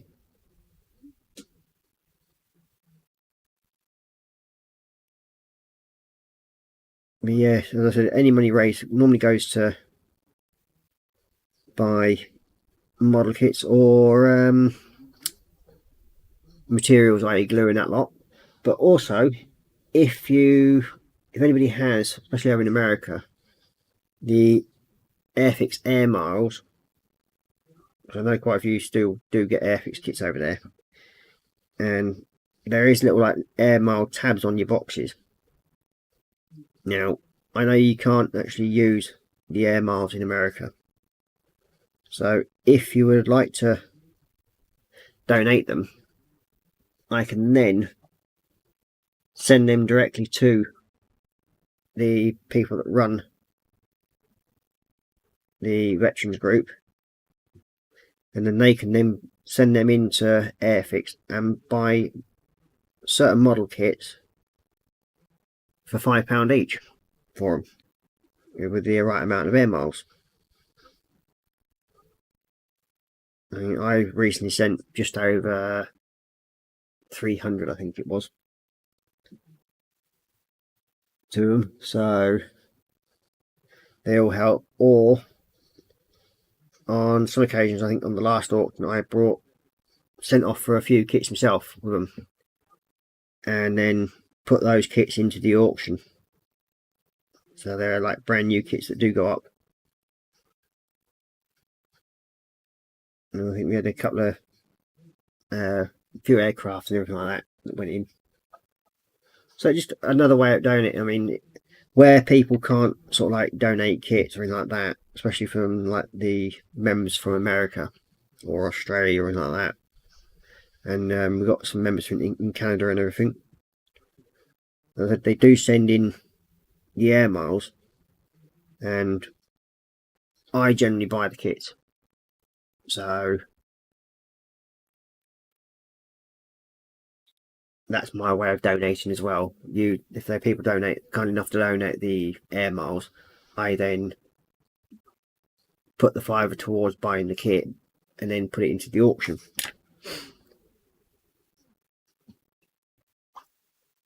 So we usually get quite a few kits that way, and then any sort of like, if there's big loads, like I had like over 300, well, over 500 at some point, I sent a lot of them to the actual veterans group, and they then used them to buy kits in for the groups. So yeah, it all goes around the rings and swings and roundabouts, but it all goes to a good cause.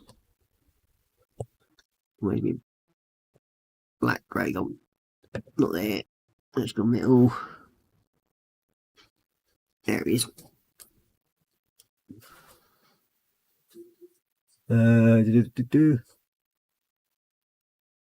John's going, that's awesome, Michael. And then Michael was in hospital life can be a real drag. Yep, it certainly can be. Not that I generally stay in hospitals long, if I can get away with it. I'm not one for sitting in a hospital. I think my wife can attest to that. I go bananas if I've got to stay in a hospital. The last time was when I had my heart attack, and yeah, I was nearly climbing the walls, and that was like in the middle of the pandemic. So it was like I'm stuck there, nobody can come and visit me, and then being stuck there, and then the person in the bed next to me basically croaked it. So that sort of like made my decision very, very quickly for myself. I'm out of here.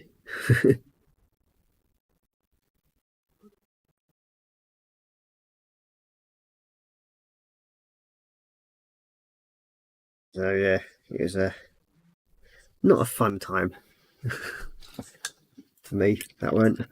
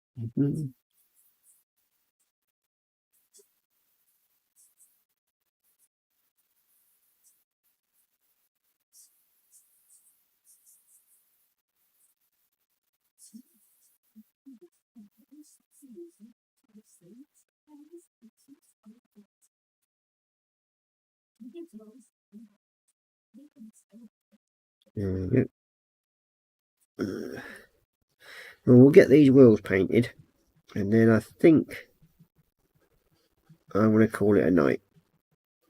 That's right. We've got quite a bit done again, and I hope you've all enjoyed watching what I've got done so far. What's Michael Evans saying? Glad you're a survivor. Yes.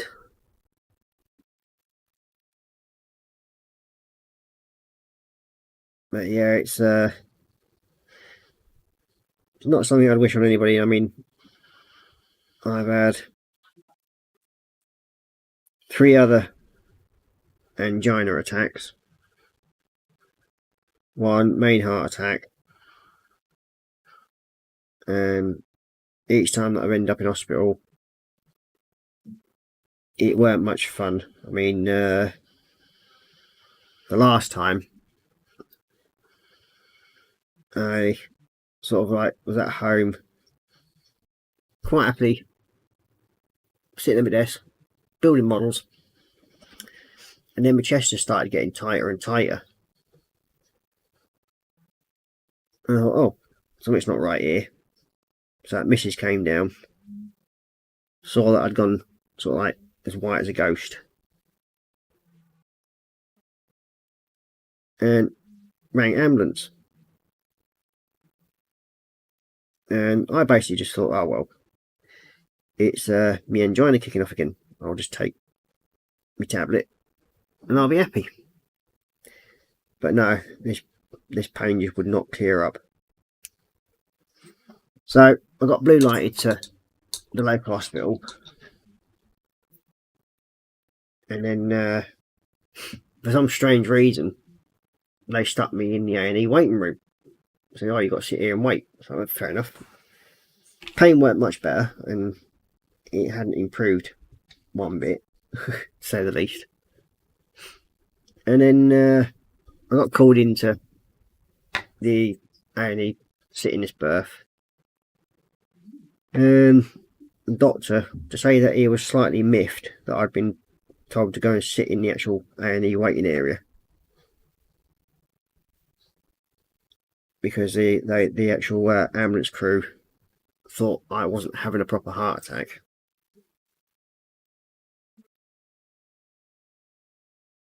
He sort of went slightly ballistic over it, plugged me up to this machine, and next thing you know, within sort of like 2 minutes of me being plugged up to this machine, I was getting dragged straight through into the resus area. And I go, oh, why am I going there? He goes, oh, you're having a heart attack right now. I thought, oh, great, thanks for telling me that. He goes, no worries. Stick this under your tongue and sort of like inhale 2 of these sprays from GTN sprays. Thing squirts. And he goes, yeah, we're going to blue light you to Leeds. To the cath lab. I thought, hey? He goes, yeah, you're going there now. So within sort of like 5 minutes of them actually starting to see me, I went straight from being in the A&E waiting area straight into a cubicle and then straight round to resus. I thought, ah, great. And then I end up in ICU in Leeds, which is one of the best places to go if you ever have a heart attack in England. It's one of the top heart wards in the country. You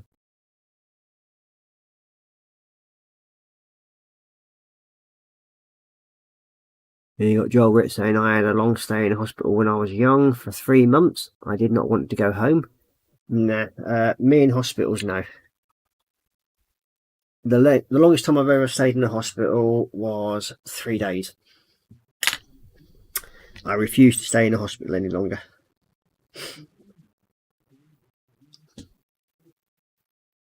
I just don't like them one bit.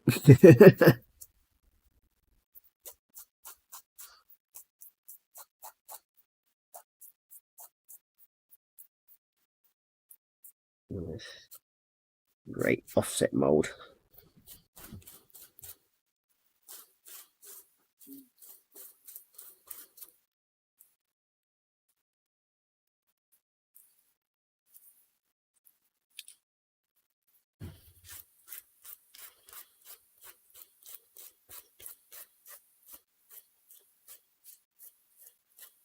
And it's a pity those resin wheels that come with the Hurricane are just slightly too small, otherwise I'd end up using them on this, I think. I don't know as much, because these are diabolical.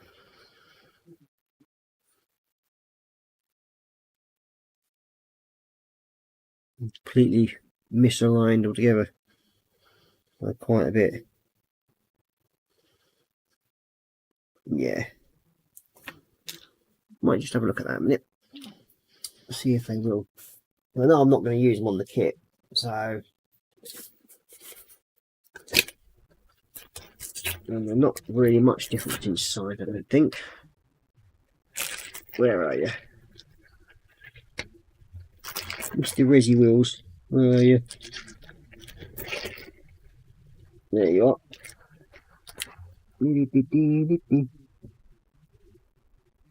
It's slightly too small.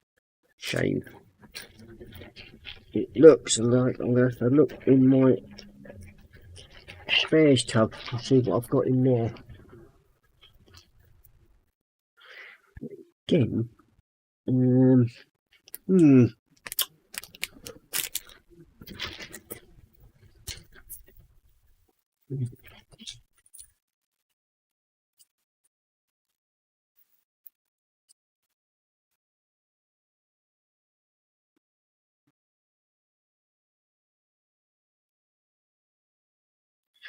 what that is out, please.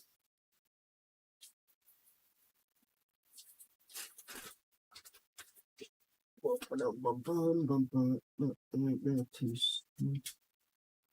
they're too small. Oh, look, there's draw. Let's have a look. See if I've got something that will do a better job. There's 72nd. That's for this kit. I found to have something in here somewhere.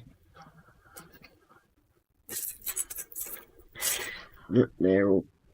Can't really use tank wheels on the front.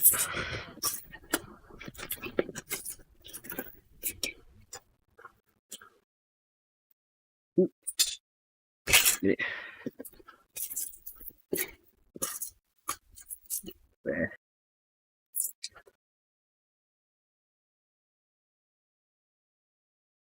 That's almost the right size.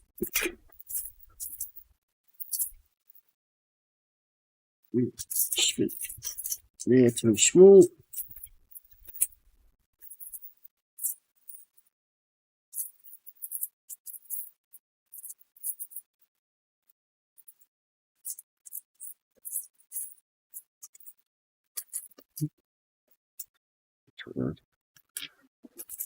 I've got even more of them in here.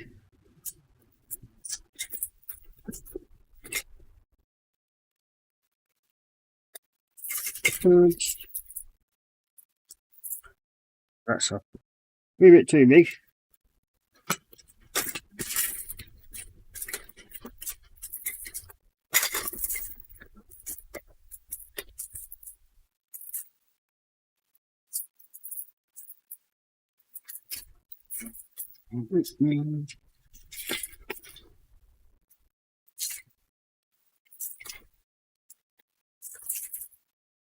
Yeah, I'm going to look through that later. We'll proper look through. Okay, well, I think what we've been going now, nearly 2 hours. So yeah, I think you're probably all getting bored watching me by now. I'll go back up to face cam for a minute, and well, as you can see, we've got all that sort of process of them all done. Just think everything we can do with that. But yeah, I've got all the little bomblets painted, near enough sorted. So yeah, I'm happy with that sort of thing. And we've got the 2 main wheels done. Still not happy with them, so I might have a look as well, see if I can find some better wheels for this thing altogether. let's do a quick last chat in chat. When you were young, everything is an adventure. Kids are so resilient. Yep, they very much are. And then you got, I was rushed into hospital because I couldn't breathe. I was 5 years old and they kept me in for a week. I've avoided hospitals ever since. Yeah, same. I try to as well. But yeah, I generally get told off by my doctors for not actually going in to see them enough. With asthma and everything, they don't generally like it if you keep not going in properly for them. So yeah, well, I hope you've enjoyed this evening's show. So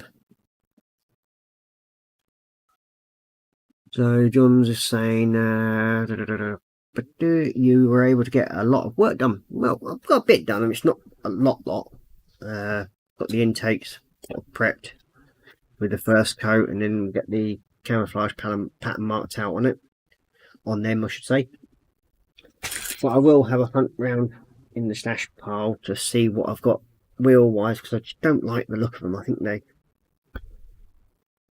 they look like rubber rings that have been stuck, and they have absolutely no detail to them whatsoever. It's like a large rubber ring with a metal disc in the middle. So yeah, they don't look right to me, and I will see what I can find that will look a bit better on them. Hopefully I'll have something in the stash somewhere, even if it means me raiding one of my other kits for the time being to figure out what I can use. So yeah, we've got everybody saying, Lynn saying great show, Ross, thanks, you're welcome. Michael Never saying thanks for the chat, everyone, stay safe and healthy. You too, mate, have fun, see you next Tuesday hopefully. Joe Rick saying thanks, Ross, for a good show, thank you very much. And then we've got John saying thank you, Ross, for hanging out with us tonight. You're welcome. I'm much appreciated that you've all come and joined me. Some boring old fart painting a few bits of a plastic model. Very much fun. You want to say metal donut, lol. Yeah, that's basically what it was. That's what they look like. The donut with a metal ring in the middle. So yeah, well, we'll call it a night now. I think I'm feeling a bit groggy now because my head's going a bit, painkillers are wearing off a bit more. So yeah, so I'll say night night, take care, stay safe, and happy modelling. Bye bye for now.